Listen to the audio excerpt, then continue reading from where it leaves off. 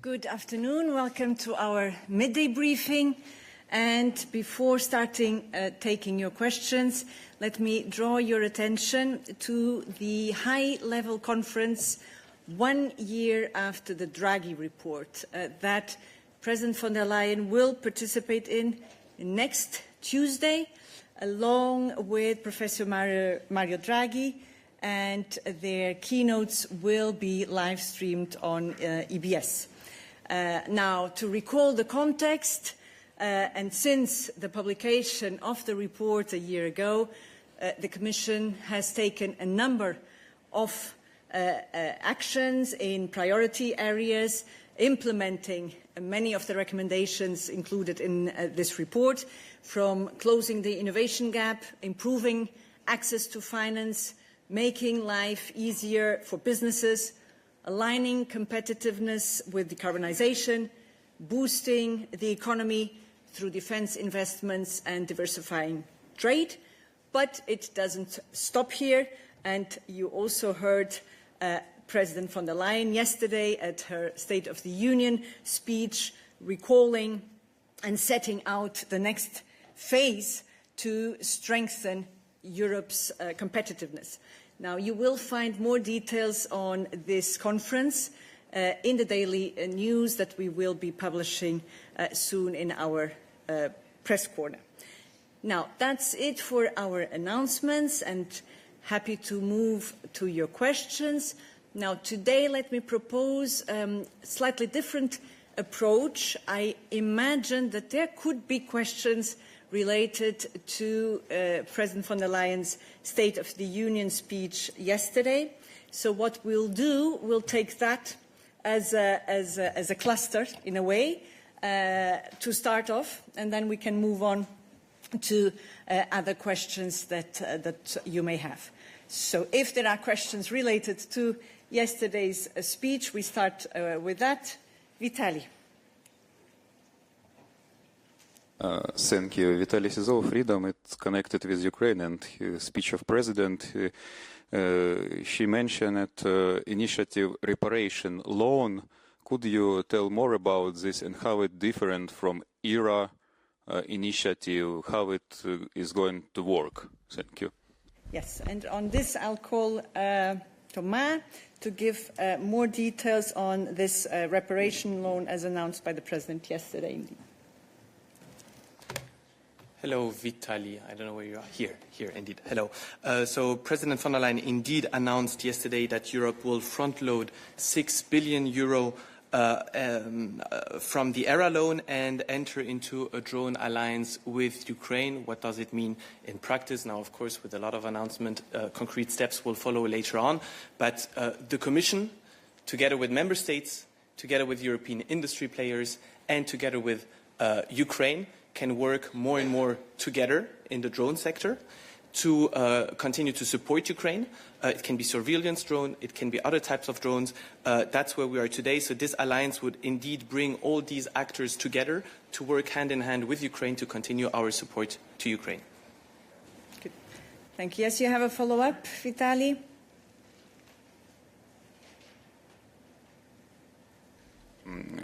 Could you clarify about a reparation loan?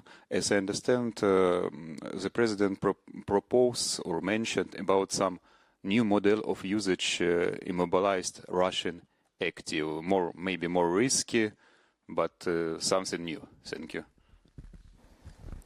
Thank you. She indeed said from the ERA loans. I will now not go into hypothetical scenarios. Let's keep the doors open. We have indeed a figure that was clearly announced yesterday, 6 billion. We have a vision. We know whom it will involve. Now, let's not focus only on where this money will come from. Of course, we will now start working on that and make sure that we can deliver on this, but more info will follow at a later stage. Yes. Oliver. Hi, Paula. Hi, Thomas. But when is that later stage? When will you announce something? Will it be within the next sanctions package? Will it be a legal proposal? How to come up with this idea to sort of harness the Russian assets? Thank you, Oliver. And I think indeed this question also of the timing of the various initiatives announced by the President yesterday applies to all the initiatives. So, and it will have different timings. We will very often not be now identifying when exactly we will come out with the details.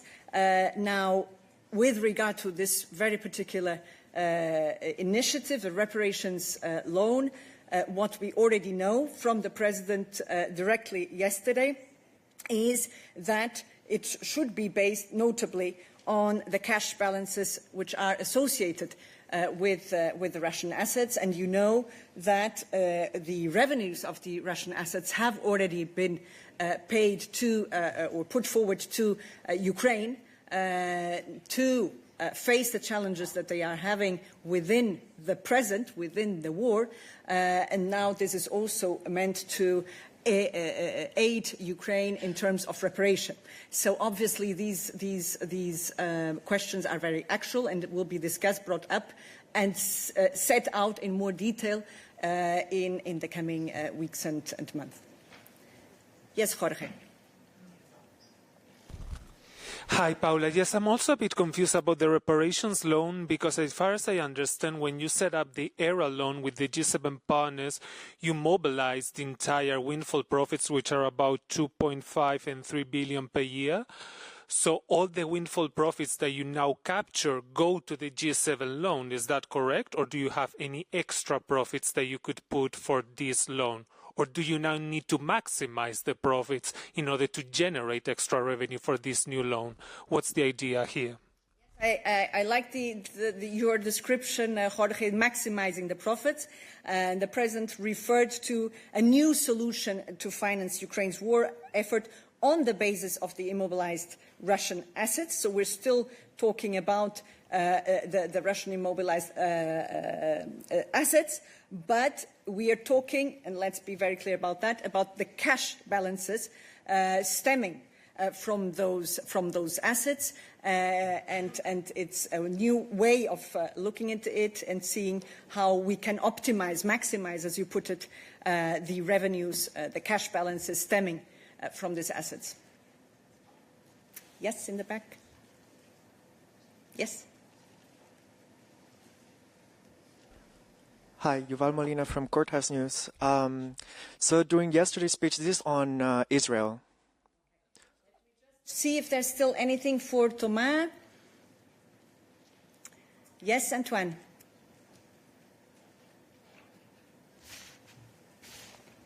Thank you. This is on another topic, but still related to yesterday's speech. Antoine Moutot for Japanese TV and HK. During a speech, President von der Leyen mentioned the Commission's plan to work with industry on a small, affordable cars initiative. She added that Europe should have its own e-car. Could you maybe provide us with some more details on this plan, and how would it concretely look like? Thank you. And again, so this one would not be for Thomas, so let's just make sure. Yes, you take it up indeed, because you're still also covering. You have different hats today, Yes, Thomas. indeed, with the second hat. So let's maybe start from the very beginning, is that Europe has a very long tradition in building and producing small cars. Now, the President is now taking the next logical steps in this regard.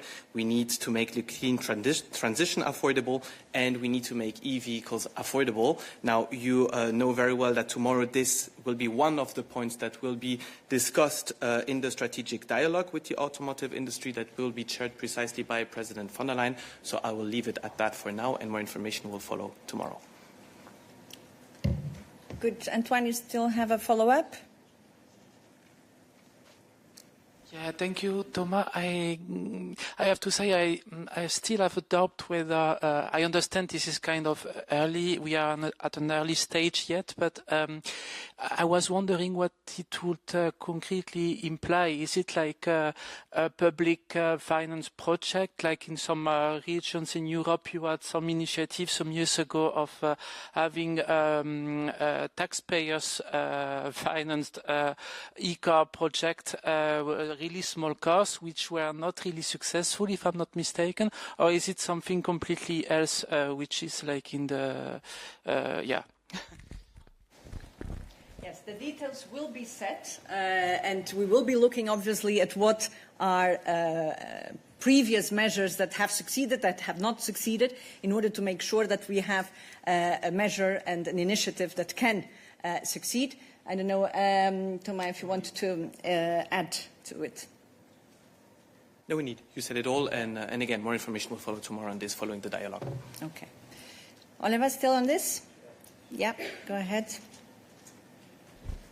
I mean, I get it that you can't have all the details sort of planned out, but we need a bit more information. The Commission President steps on stage, gives the most important political speech, and announces there's going to be a Euro electro car.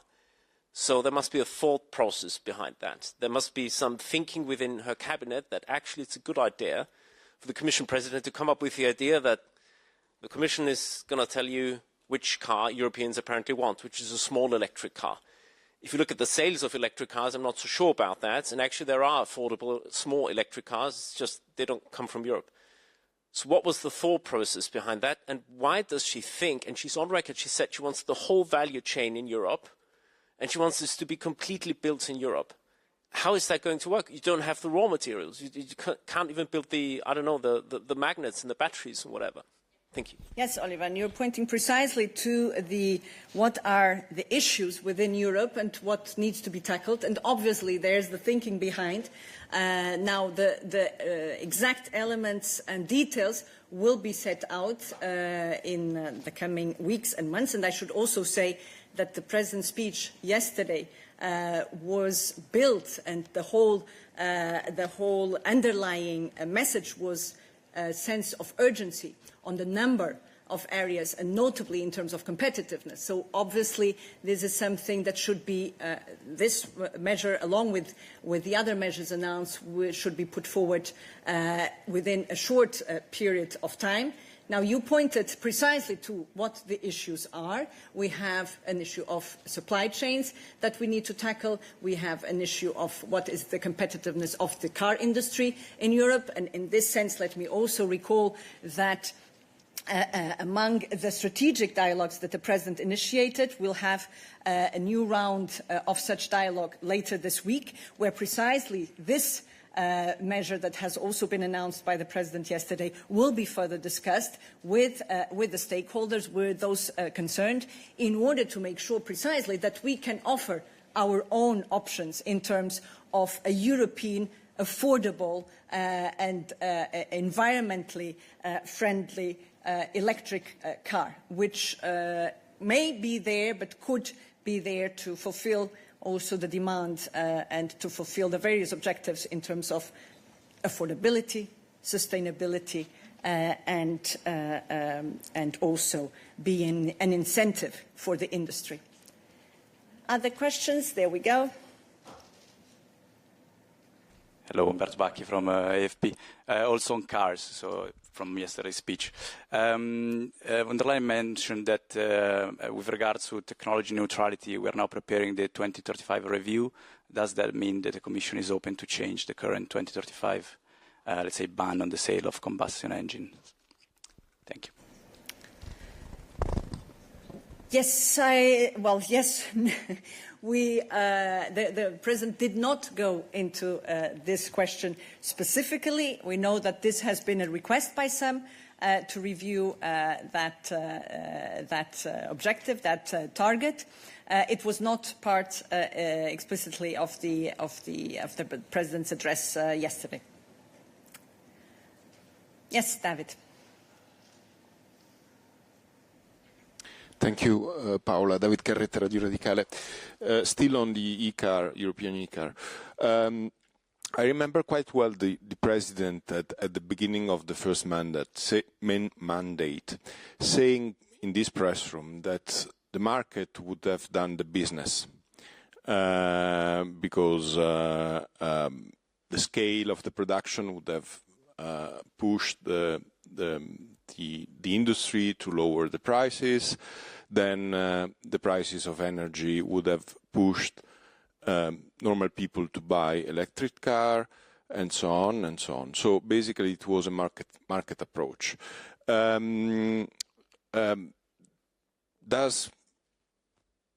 the president did the president change her mind? Basically, that the market approach is not enough to push toward the transition to electric vehicles. Thank you very much. Thank you, David. Well, like in everything, it is the market. For the market to succeed, you also have to put forward the necessary enabling conditions, which can be various. You know the role of legislation. Legislation can be an extremely powerful lever in terms of helping also the market, support, sometimes financial support, but also making sure indeed that you have what it takes. And we know that in the particular case of cars and e-cars, it is a whole of a supply chain that is at stake. So you need the innovation, but you also need the critical raw materials. And here it is the role of the policymaker to also put forward and facilitate the enablers which will eventually allow the market to make the best of it, with clear objectives which are set out, which is we should and we could benefit also from an affordable, a sustainable electric car made in Europe. Yeah, they're still on this. So, Saza Bashidze, Realpolitika, Georgia. So my question is about Georgia. So President Ursula von der Leyen, during her speech in Strasbourg. Sorry, just a second. No more question for Thomas. And yes, I'm coming to you, Mose, but I was signaled that there's also a question online from Sarah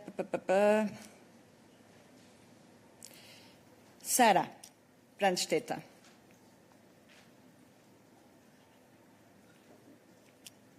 Sarah, can you hear us? Hello, can you hear me? Sorry, I had some issues. Can you hear me? Yes, now better. Go ahead. Great. Thanks. So my question is for Tamara, and also on yesterday's speech, where von der Leyen talked about a potential social media age restriction, which very much sounded like a change of tone to what the EU Commission said before. So I would like to know if there's anything concrete on the table already. Are we talking about a social media ban, potentially EU-wide? Yes, Thomas. Thank you, Sarah. Let's start maybe with the beginning. Europe, we are absolute front runners when it comes to the protection of our kids online. I mean, I've been here long enough to talk about the DSA. We have adopted guidelines for the protection of minors under the DSA. We have an age verification app. We have several investigations ongoing. So the protection of our kids online has been an absolute priority for the Commission. And this is a matter that is also very close to the President's heart. I mean, yesterday in this specific topic, but you could also see it when it comes to children and abducted children from Ukraine. So this is a matter, of course, that is at the heart of the President's work. Now, in terms of next steps, indeed, let's not close any doors. It's not because we are front runners that we cannot do more potentially in this area. So let's leave all the doors open. Let's get input from the panel of experts that will be convened. Let's get input from our member states. Let's get input from parents, because parents were also mentioned yesterday in the President's speech, and from like-minded partners, including Australia. Let's see how things evolve and go in Australia with the measures they took there, before us on our side potentially deciding on additional measures that go beyond what we are already successfully doing. Thank you. And I have another question from Fabio, Napoli. Yes, hi, and thank you for the question. This is Fabio Napoli for Public Policy News Agency, still on cars. Yesterday, von der Leyen talked about technological neutrality, and then she said that the future will be electric. So So I'm wondering, is this mean that the Commission is going to open to the biofuel or to the e-fuel cars? And then if you can tell us which CEOs von der Leyen is going to meet tomorrow. I asked the same question yesterday. Maybe you know something more today. Thank you. Thank you, Fabio. Indeed, the President yesterday said in her speech, with regard to technology neutrality, when it comes to the cars, that we are now preparing the 2035 review and left it at that. So that's what we should be referring to, and when in terms of technology neutrality with regard to cars. Now, in respect of the meeting later this week of the strategic dialogue on cars, we will be providing you soon, possibly still today or tomorrow, more details on this next round of discussions on the strategic dialogue with the on cars and with the participant of the relevant stakeholders. More questions to Thomas? No. Then we can move on. We're still in the Soteo context, but possibly other questions. There.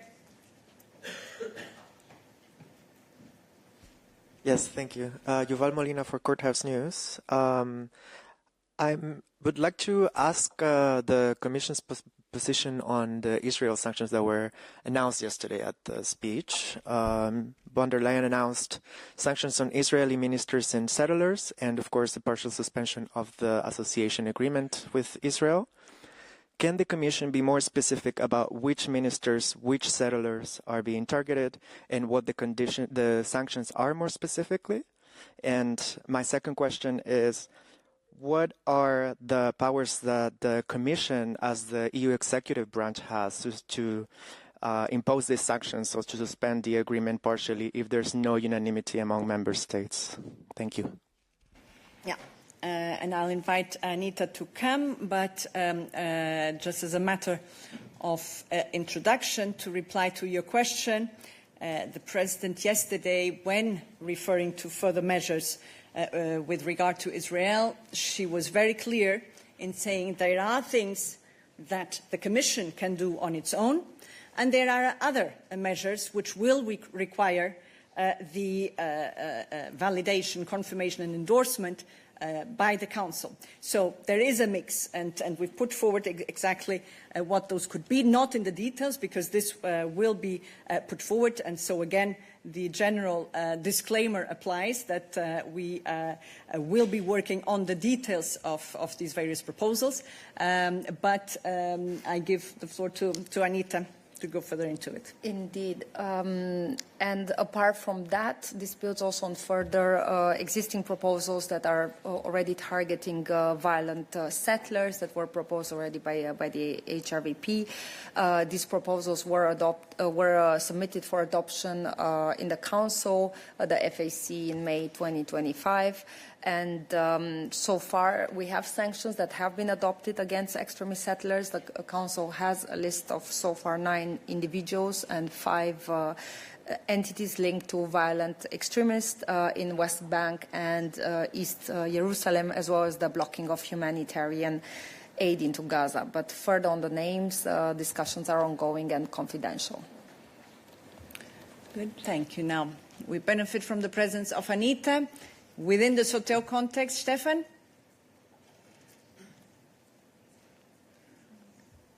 Yes, thank you. If you could just clarify which part of the sanctions the Commission can suspend on its own without member states blocking it. Thank you. There we're not talking necessarily about sanctions. We're talking about, for instance, and that was mentioned explicitly by the President yesterday, of suspension of payments. We have our bilateral programs with Israel. So that was the example that the President mentioned in relation to what is it that the Commission can do on its own and does not necessarily require the approval by the Council. Silvia. Sorry, Stefan, you had a follow-up? Yes, sorry. Not sanctions, but payments. Which payments you can suspend without the member states blocking it? Understand payments, Horizon, for example, it is like a sanction, so you need qualified majority, but which programs, other programs, the Commission can suspend? Thank you. Let me park that one, because we have different colleagues responsible for these who can go into further detail. Now, let me just say that on the Horizon, you're right, this was one proposal that the Commission put forward, and that does require the agreement by qualified majority of the Member States. So that's out, that's there, that was the proposal from the Commission, and now requires approval by the Member States. With regard to the suspension of payments, we're talking about dedicated programs that we have with Israel, and I'll then ask Guillaume to go further in detail into this. But now to have it in a more structured way, just benefiting from Anita's presence here. Silvia, yours is to Anita. Thank you. Actually, consider Usual País was on the timing. I mean, when will the Commission do what it can by itself, like the suspension of payments, and when will the Commission propose officially the measures that the Council that need to be approved, I understand, by the College, and then presented to the Council? Do you have a time frame for that? Thank you. Anita? Don't think we have a specific timing. We have no specific timing to share with you, but as said, also in the spirit of the urgency that the President set out yesterday, this is something that we are actively working on and will put forward as soon as ready. Vitaly. Thank you, but it's on Poland. Yesterday in speech, President mentioned a drone incident connected with Russia. This incident yesterday, the Secretary General of NATO, Mark Rutte, said that it's still investigated. And yesterday, Ministry for Foreign Affairs of Russia, they reject any accusations that they in some way connected with this incident. Maybe you know more information and more evidence to connect this with Russian activity. Thank you. Thank you, Vitaly. We have also an EU27 statement that I would like to point you out to that condemns the international violation of the airspace of an EU member state, in this case Poland, by the Russian drone. And this aggressive and reckless act is part of a serious escalation by Russia. It threatens the security of EU citizens, the regional stability and international peace. And this once more reinforces all our support and resolve to support Ukraine and its people in their defense against Russia. So from our side, what we will do is to raise again the cost for Moscow by further ramping up the sanctions significantly on Russia and its enablers. Thank you. Still to Anita. Nureddin. Anita, thank you for the opportunity. Anita, the President said yesterday we will put our bilateral support to Israel on hold. What she means by putting the bilateral relation on hold, if you can give us some example, you or maybe one of your wonderful colleagues, an example of the payments that could be subject to be suspended, and on the suspension of the association agreement on related trade matters, is it here in the speech the trade matter in the bilateral between association agreement between European Union and Israel, or it is mainly targeting the trade matters with the settlement. Thank you.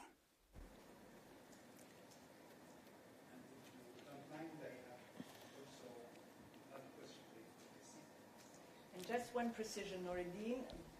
What the President said is to put on hold the bilateral support to Israel, not the bilateral relation. I think it's an important nuance to recall here. Yes, I think we will need to pass on to Guillaume to give us further details on the payments, how that could look like. Can I in the meantime, please? Yes, go ahead then.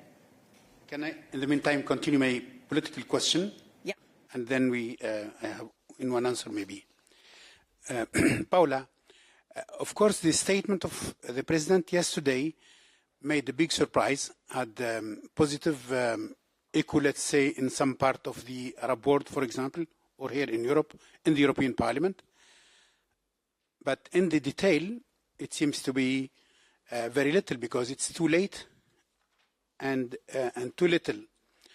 And because of that, because of the lack of the efficiency of the diplomatic impact of the European Union on one side, the lack of impact of the regional partner of Israel on the other side, this encouraged the Israeli government and Prime Minister Netanyahu to attack, for example, to continue to the genocide in Gaza, but also to attack a strategic ally of the European Union and the United States, which is Qatar, a country which is mediating, and in its mission of mediation, it was requested, among others, by Israel to mediate and to do its effort. So the lack of impact of diplomatic impact of the European Union on one side, the lack of impact of the regional actors on the other side, both together encourage Benjamin Netanyahu to continue in his war policy and aggressive policy towards its neighbors also. Thank you. Thank you, Noureddin. Well, let me go through some of the points you raised. First, you mentioned it's surprising. I don't think it is surprising, because President von der Leyen has been very clear on the situation and has even qualified it often in her public interventions when referring to the situation in Gaza, saying that it is notably, and I quote her, abhorrent what is happening in Gaza. She has been calling for the humanitarian aid to go through, in combination with, indeed, a strong call to release the hostages. So it should not come as a surprise. Now, we've been making best use of all tools that we have at our disposal, notably the diplomatic tools. And I also recall here the call that President von der Leyen had with Prime Minister Netanyahu. In this sense, now we've seen that at this stage, and the President considers that what has been done so far is not enough, and she also acknowledged yesterday that for some it will still be considered not enough, what she's proposing yesterday. For others it will be too much, but it's clear that more needs to be on the table, and that each of the institutions, also in this regard, needs to take its share of the responsibility. So it's in this sense that the announcements by the President need to be seen yesterday. Now, I would also like to recall, as we've been recalling from this press room often, that the EU has been the biggest donor of humanitarian aid to Palestine, to Gaza. It's been a vocal supporter of the two-state solution, and that you can actually also encourage others to be as active in terms of not just the diplomatic efforts, but also in terms of concrete aid that has been delivered to Palestine over the past years.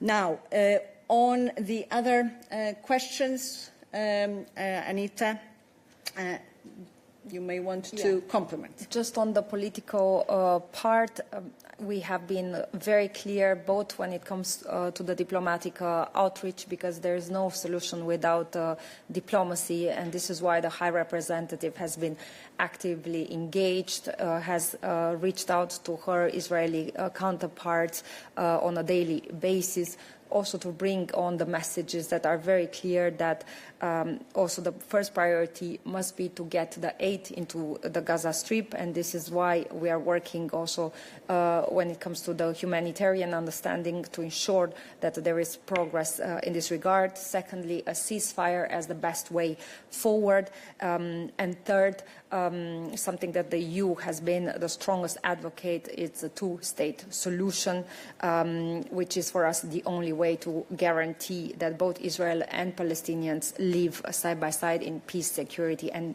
dignity. And from this outreach throughout, this has been backed by a series of proposals that the Commission has also put forward, and we have outlined this throughout, because it's not the first time we're handling this question, both from the proposal to review Article 2, both from the options put on the table by the High Representative, and also the review on Israel's compliance, but furthermore also on the partial suspension of the Israeli's participation to Horizon Europe, and now further on the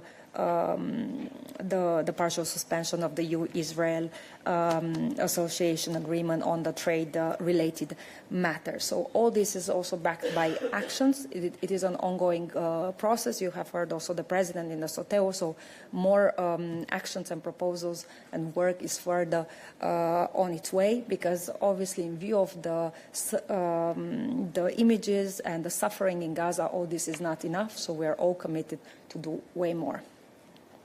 Thank you. So still for Anita, before we give then the floor to Guillaume. Yes, for Anita. I'm sorry, Mose, I'll come back to you, sorry. Yes?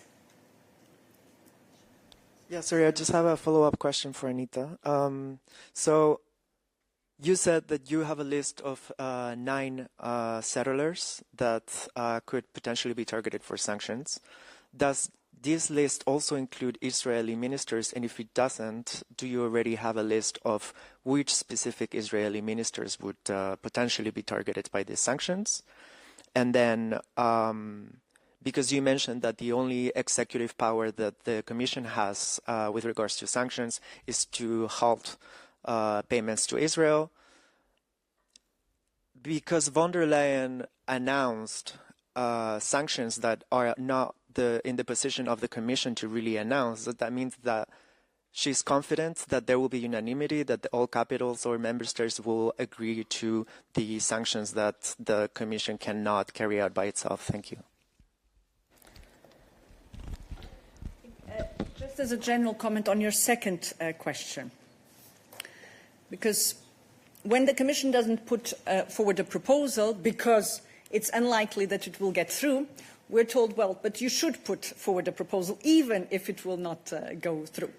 Now, if we announce that we'll be putting it forward, we need indeed to also then have the validation, the cooperation of our institutions. And that's precisely in the logic of the plea yesterday by the President that we need to all take our own responsibilities, the Parliament, the Council and the Commission. So the Commission is now proposing to put it on the table, and it will be, in this case, for the Council to take it forward and to endorse it. On the first one, Anita. And on the second part, on the 5 persons and also on the 3 entities that we have sanctioned, there is an entire list available online that I'll invite you to look. It's from July 2024, 15th of July 2024. There's an entire list, so you can go through all the names. Now, Mose.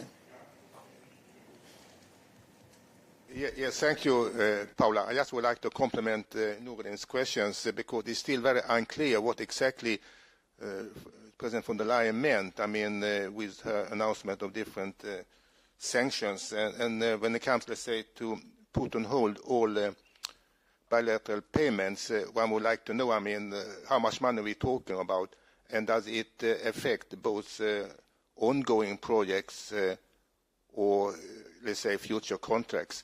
And also the issue about partial suspension of the acceleration agreement is very unclear. As Nurin said, does it only refer to trade with the settlements, occupied territories, which is very, let's say, minimal, a few percent of the total export from Israel to the EU, or does it, say, relate to other parts of the total trade between the Union and Israel? These are the questions one would like to have clarified, if it's possible. And I think that's the moment indeed to bring in Guillaume to give a bit more elements on, in particular, the question of the payments and the suspension of payments to Israel. Indeed. So among the measures that the President announced yesterday, one of them is, as Paola just mentioned, to put on hold the bilateral support to Israel. So this does not affect our support to civil society and the Yad Vashem. So precisely our financial support to Israel is covered under the current MFF, under the instrument which is called the NDK, so it's the Neighborhood Development and International Cooperation Instrument. So now we are looking into the different projects we have. So work is underway to identify precisely the activities concerned under the cooperation projects and also under the regional EU-Israel cooperation facility. Thank you. And I think this covers also previous questions specifically on the payments to Israel. Other questions to Guillaume? Yes, Noureddin. But what about the trade-related matter in the association agreement? Is that between Israel and the European Union, or is that it will be you are also looking to target the trade with the Israeli settlement in mainly in the West Bank? Thank you. Yes, and on trade we bring in Olaf. Hi, Noureddin. This is for you and also for Moza, who asked, I think. What the President said was that we would look into the trade aspects, and that's what we will do. We're not going to provide more details at this stage. We can be clear on the procedure. The Commission would propose something, and that would then be voted on by the Council through qualified majority. But we're not going to say more at this stage. More details will follow in due course, so bear with us. Thank you. Thank you. Yes, now to Olaf. Sylvia. Thank you. So it's just, it's to this a concrete question, but generally, if the President makes those announcements on the State of the Union, I'm a bit surprised that there is so vague time frame. We've been talking about this for months, so and the options are on the table since June, July at least. So I'm wondering how do we not interpret the announcements as a way to try to appease the European Parliament deputies that were yesterday protesting and very hard on the inaction of the Commission. How can we say that this is something that's going to happen anytime soon?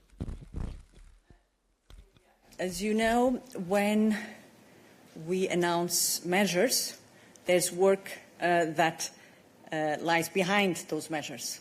For instance, we have a Commission work programme which sets out all the measures. And even if there is big interest in a measure which is announced in the Commission work programme, we will not be able to give you all the details that are part of that. Now, here we're not talking about a Commission work programme for the next year. We're talking about things on which we're working now as we speak and on which we will be delivering swiftly.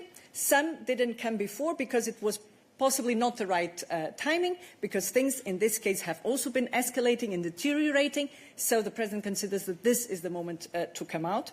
And in terms of timing, really, it applies to all the measures that the President announced yesterday. We have a clear roadmap announced by the President, and now we are working on making sure that these proposals, the concrete proposals with all their details, will be on the table as soon as possible. And if I may just jump in to complement what Paula said, in a specific answer to your question, Sylvia, I can reassure you that the Commission's proposals relating to trade-related matters in the EU-Israel Association Agreement will come soon. Yep, I take a question there. Yes. Hello, Valeria Pashko, public broadcaster of Ukraine. I believe it's to Olaf. So it's on sanctions against Russia this time. So since the EU Commission team headed by O'Sullivan is back in Brussels now, could you please share with us what the outcome of the negotiations in Washington? Did they manage to coordinate the next sanction package against Russia, especially concerning the cutting off from the Russian energy sources and in another sphere, and when the Commission is going to announce the content of the next package? Thanks a lot. We'll take it from the angle of the speech, because indeed it has the 19th package of sanctions was part of the President's speech. So in this context, Olaf. Thank you, Paula. To answer your question, it's too early to tell you when the details of the timing of the 19th package will come. It will come. And as regards the meetings that took place in Washington, D.C. between an EU team, prominently including our EU sanctions envoy David O'Sullivan, meeting with their US counterparts, you know, the important thing to keep in mind here is that it is thanks to the strong and really repeated engagement from the EU that these conversations are happening. So we have put in place 18 sanctions packages. The purpose of those packages, as you know, is to hit the Russian economy as hard as possible in order that it will bring Russia to the table to talk about peace. And the meetings that took place in Washington, D.C. between the EU and US are very important in this respect, because it gives us an opportunity to coordinate as much as possible with our global partners, of which the US clearly is one of the most important. And so we're not going to disclose the details of those meetings, because confidentiality is vital in sanctions discussions. But as Paula has said, we're moving forward with the 19th sanctions package soon, and we will continue the discussions about how to most effectively coordinate with our global partners, including the United States, on these issues going forward. Now, I see also online a question on sanctions. Lisa O'Correll. Thank you very much. It's the same question. It's the same issue. Olaf, can you confirm that Donald Trump dialed into the meeting between David O'Sullivan and the US delegation? Lisa, I'm sorry to interrupt you. You know that we have this rule that in order to be able to take questions online, we need to be able not just to hear you, but also to see you. Notably, this is of help for our interpreters. We cannot see you. Can you try to... Sorry. Oh, sorry. Can you hear me now? Can you see me? I can hear, but we cannot see you. We would need to be able to also see you. So okay, if you can... I don't think it's my end. It says mic and camera are on, unfortunately. I can answer anyway. There's an issue on our side? No. Can I get the mic there, John? Yeah, Lisa, the problem is on your side, not ours, I assure you. But the question you asked was, can you confirm reports about President Trump dialing into the meeting? We don't disclose details of these types of meetings. As I just mentioned to our previous question here, these are confidential for a reason. These are sensitive exchanges about very important topics. And that's all we're going to say on it. And the questions to Olaf, still in the context of Soteo, so that we can try to cover all of that, not in the context of Soteo. Yes, Mose. Yes, I think it's also in the context of the State of the Union speech, and particularly about, let's say, the EU-United States agreement and deal, and let's say the path towards the green transition. I think all that was mentioned in the President's speech yesterday. And then we have the issue we discussed before, Olaf, and that is about the promises or commitments by the EU to purchase up to 750 billion in fossil fuels, including nuclear energy from the United States. I just read an article in New York Times that on the average year basis, that is 3 times more than what the EU today imports from the United States. And so the question is, can all that fossil fuels, which EU might now say in the future buy from the States, is that only, as I said before, to replace what we currently still continue to buy from Russia? Or might it in some way, let's say, damage, the attainment of this goal of reducing our dependence on fossil fuels? This isn't a question for me strictly, Mose, but I'm happy to take it. I mean, we've covered this in some detail already. I think, with respect, I don't want to go through it all again, but what we have said, and my colleague Anna Kaiser will come up to compliment her if I say something wrong, but, we've made very clear that we want to end our reliance on Russian fossil fuels in all their forms. We are building up our capabilities at home in terms of renewable energy. Those goals remain fully intact, and we're working towards them. In the short term, we need to meet our energy demands, and in this context, we are looking at increasing the purchase of certain energy products from the US. So there's no contradiction between that short-term need and the medium to long-term goals. I hope that answers your question, Anna Kaiser, if you want to compliment it all, but I think that's all we need to say at this stage. Now I take online, Lily Baya.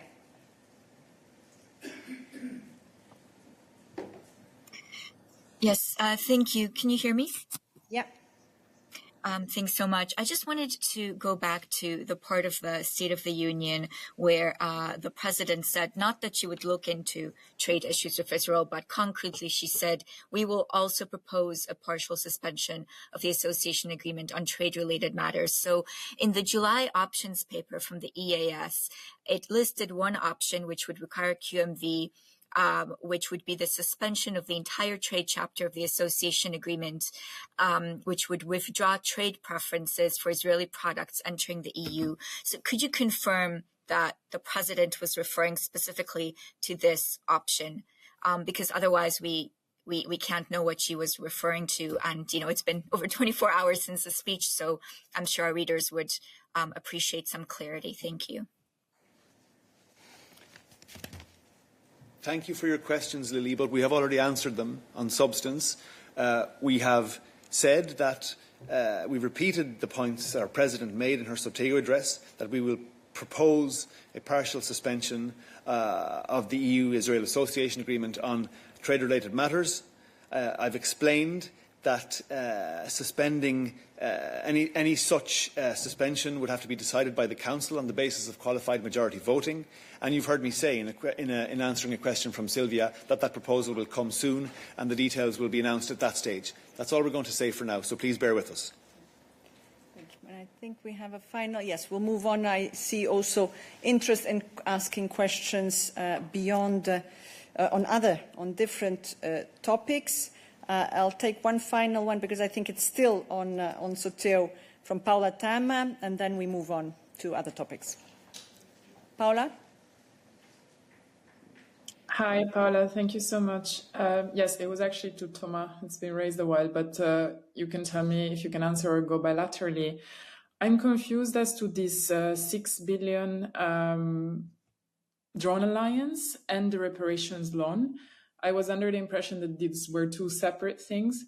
then one is bringing forward existing assistance and that the other is yet to be defined. Can you please correct that? And then to Thomas, if he's still there, I wanted to ask, this drone alliance and the 6 billion, could that be used in Europe as well? So rerouting some of these funds to European drone industry. Thanks so much.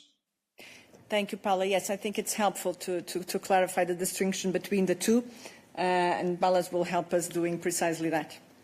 Indeed. So I can confirm that when it comes to the front loading, there is no link with the drone alliance.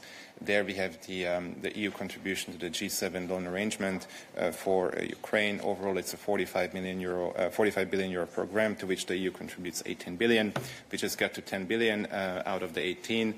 And when it comes to the remaining amount, we will do it in a bit more of a speedy fashion and we'll be front-loading 6 billion. I don't have yet the exact schedule, but this is the way in which we intend to speed up the transfers, and this is no link with the drone alliance as such. And then on top of that, we have another initiative that the President put on the table yesterday, and that is the loan for Ukraine for reparation purposes. It's a different arrangement. It has to be seen separately from the G7 related program, and the details are being fleshed out, so we are working very hard on the various scenarios that could come into play here.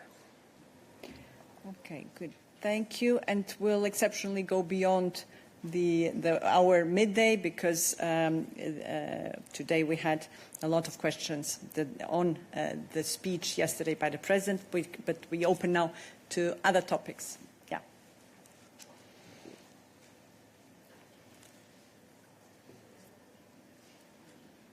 Hello, thanks for this opportunity. Maria Psara with Euronews Greece. I would like to ask Thomas about SAFE. Of course, the President mentioned SAFE yesterday, but I suppose that I had to wait for 1 hour questions on this. So I would like to know if any candidate countries have already expressed their interest in participating in SAFE, and if specifically Turkey has requested to participate. If yes, in which way, which partnership, and under which umbrella of countries? Thank you. Thank you, Maria. Indeed, a major step that we have achieved on Tuesday in Strasbourg, also when it comes to our own defense instrument, SAFE. So indeed, the tentative allocation was now made to the 15 member states, to the 19 member states. The 19 member states can now advance on their national investment plans. That will reach us by the 30th of November, and we will then assess and take them from there. Now, on potential third country participation, let's be clear right away. Third countries are allowed to participate. They are allowed to be included in these national investments plans that will be submitted by the member states up to a maximum of 35%. This includes all third countries as we speak. Now, indeed, if you want to be uplifted to participate beyond that 35%, you would have to negotiate a bilateral agreement to be fully associated to SAFE. This is precisely where we're heading to concretely with the UK and with Canada. Now, you are referring to third countries and specifically Turkey. I can confirm that we have received a formal request from Turkey, also from South Korea, for example. But here, for now, we are advancing and we made a recommendation and we're now waiting for the mandate from the Council to specifically start the negotiations with the UK and with Canada. That's where we are today. That's the current state of play.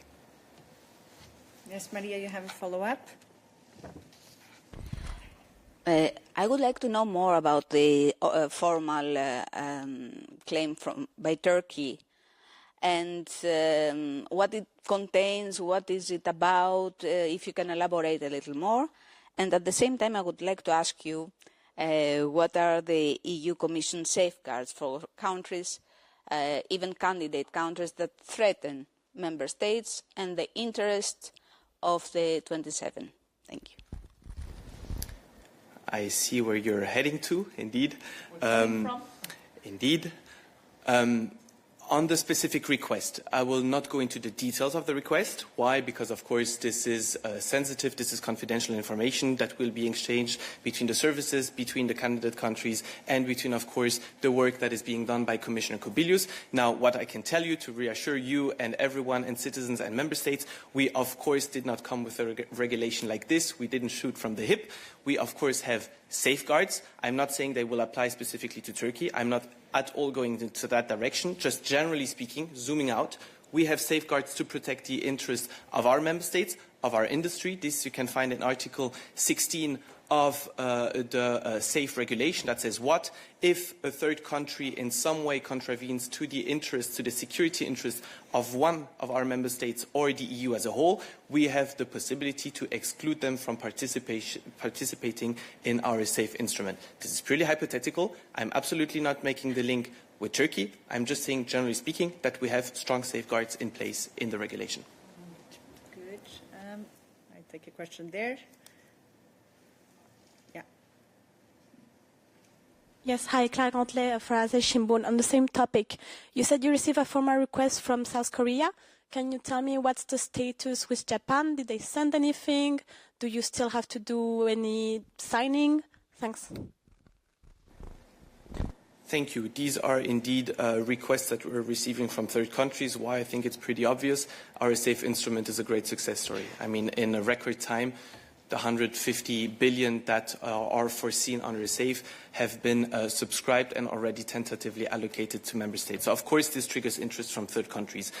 Today, as we speak, I'm aware of 2 requests that have reached the cabinet of Commissioner Kubilius, indeed South Korea and indeed Turkey. I'm not aware of any other demand. Of course, I mean, Japan is one of our like-minded partners. Definitely. So we are always open also to cooperating with our like-minded partners. Thank you. Yes, please. Valeria Pashko again, Public Broadcaster Ukraine. So Commissioner Kubilius mentioned that 13 out of 19 countries, member states, announced their cooperation or through this instrument with Ukraine or like supporting Ukraine through the SAFE instrument. Could you please elaborate a bit on that? What kind of project this could be and maybe in which areas they will be cooperating with Ukraine, if you can comment on that. Thanks.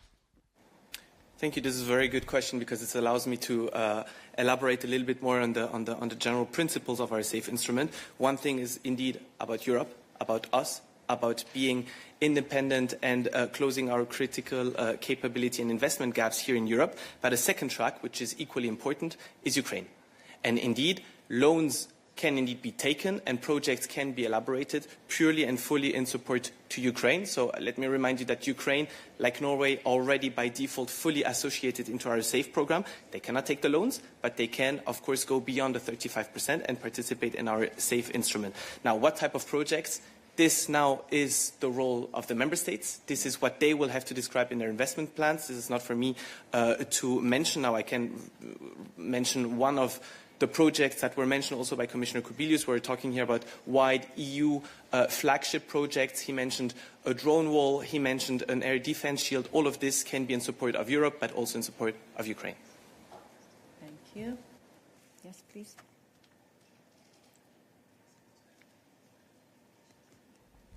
Tommaso Lecca with Politico Europe. Thank you for the floor.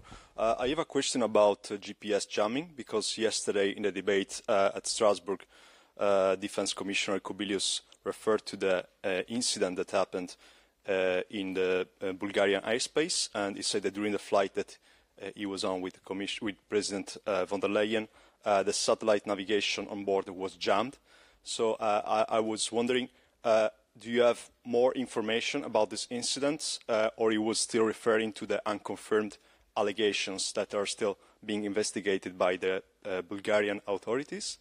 And also, he said that among solutions to this problem, that from next year the Commission is preparing a monitoring service capable of detecting and localizing the GNSS interferences. I was wondering, does the Commission have the competence to set up this type of system? Have you already discussed with the Member States how are you going to do that? Do you have any other information to share about this? Thank you. Thank you. On the first part, or your first question, we have nothing to add compared to what we have said from this podium last week extensively. On the second part of the question, Thomas. Indeed, maybe I can recall more generally what we're doing here as European Commission for Europe and for our European Union. We, of course, have Galileo that we keep strengthening. This can indeed help to detect spoofing attacks. This is already the case since July 2025. So Galileo has the capacity to detect spoofing attacks. And then we keep working on additional tools. I mean, Commissioner Kubilius also said that we would launch additional satellites. This will, of course, also increase the monitoring service to detect and locate interference targeting aircraft, ships, critical infrastructure, and so on. So no comment on the specific incident. It's not for me to do, but I can reassure you we're working at EU level, and the Commissioner is working extremely hard with DG DEFIS to make sure that we can fight back if needed at European level. Okay. Good. And we'll try to come to an end, but I'll take these two questions still. Sorry, this one is again on cars, and it's purely for the benefit of the camera because we need it on video. In the joint EU-US statement in August, there was written a line that said that the EU and the US intend to accept and provide mutual recognition to each other's standards for cars. Does that mean that the EU is preparing to accept a blanket, basically acceptance of all US car standards? Because this has led to some concerns that, for example, cars like large pickup trucks that do not meet safety standards will be allowed in greater numbers. Thank you. Let me just double check. Nothing else for Thomas? Yes? No, not for them. Yes, sometimes it is an exercise to know who your questions are for. So, just to be on camera on this one, Olaf. But basically, no blank checks ever. But Thomas, Olaf will elaborate on this.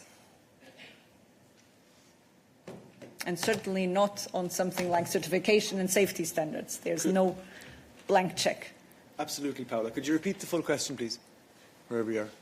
Hi.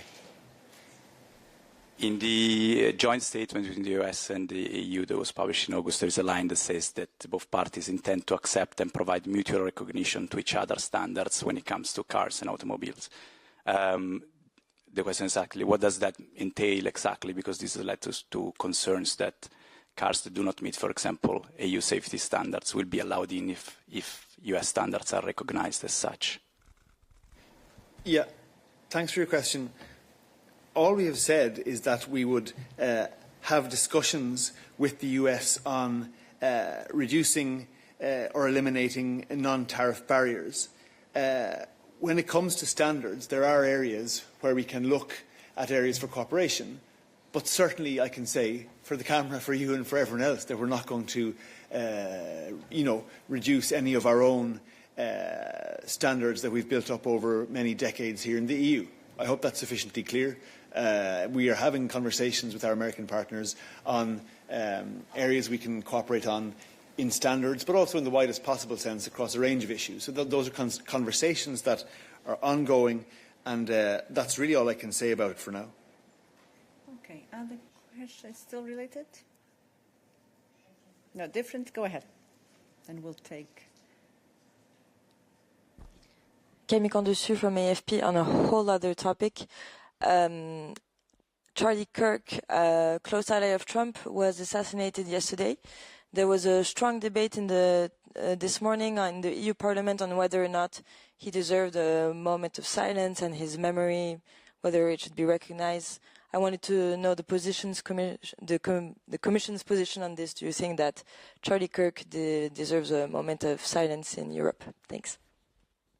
Thank you. Well, what I can say about that, and also on behalf of President von der Leyen, the European Union condemns all forms of violence, and we offer our sincere sympathies to the families of the victims of this tragic incident, and we hope that the perpetrators are brought to justice.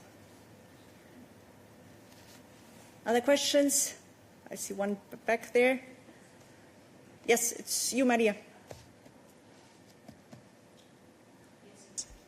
It's a totally other topic. It's about TVA in Greece, because recently we have a lot of discussion about the two directives that the European Commission has asked to be implemented in the Greek law.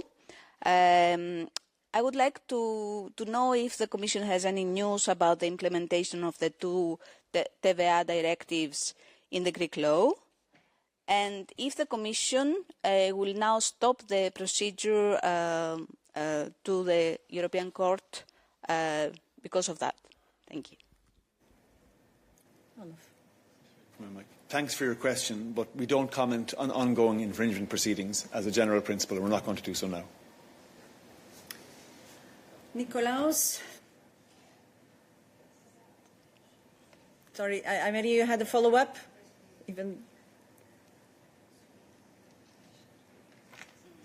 Okay, so I suppose that the infringement procedure is still on. I keep this as an answer, and my follow-up is, if the TVA and the tax policy is a competence of the member states, then why the European Commission is voting for directives that need to be implemented in the national law as well? Thank you. As a general reply, Maria, as you know, all directives from all EU directives need to be eventually implemented by the member states, and that's the difference with regard to regulations, which are immediately applicable. This is not specific to the value-added tax. It's common to any EU directive, which then needs to be transposed into the national order. And because it's part of the EU acquis, there is an ongoing infringement, and we will not be able to go in detail in terms of the infringement. My question is general. Yeah. And why exactly, because of what you just said, Paula, why the European Commission needs the member states to implement a directive on lower TVA, since the TVA is a competence of the member states? It's a general question, not only for Greece. I'm not a lawyer, so I don't know, the legal answer to your question, but the Commission doesn't get involved in areas where it doesn't need to get involved, if that makes sense. I mean, if I understood your question correctly, you're asking us why the Commission would be involved in infringement proceedings for an area that relates to national competence. Is that what you're saying? No, then I misunderstood. Go ahead. Sorry for this, but my question is, because exactly TVA is something that it is a competence of the member states as a taxation policy. So my question is, what the European Commission is trying to achieve with these two directives of lower TVA? I mean, is because it's taxation, it requires a different decision procedure, so it requires unanimity, other than what is the case for most policy areas covered by the EU, where it would require qualified majority. But once it's adopted, it's part of the EU acquis, and then it needs to be implemented at member state level, and that applies, as said, to all EU acquis. Now we take a final question, because it's already 1:30. Nikolaos. Thank you. Koma for your active. It's regarding the PAX 2 judgment at the ECJ today. When will the Commission order Hungary to recover the money from Rosatom, and will this have influence on what some describe as a nuclear revival, given that the ECJ has ruled extensively on state subsidies for nuclear given procurement rules? Let me see if we already have processed the decision that you are referring to, which goes back to this morning, if I'm correct. Yes? Thomas. Nikolaos, I'm terribly sorry, but I will disappoint you, but we take note of the judgment and will assess and decide on potential next steps. Good. Thank you very much for many and diverse questions, and we're back here tomorrow. Good afternoon.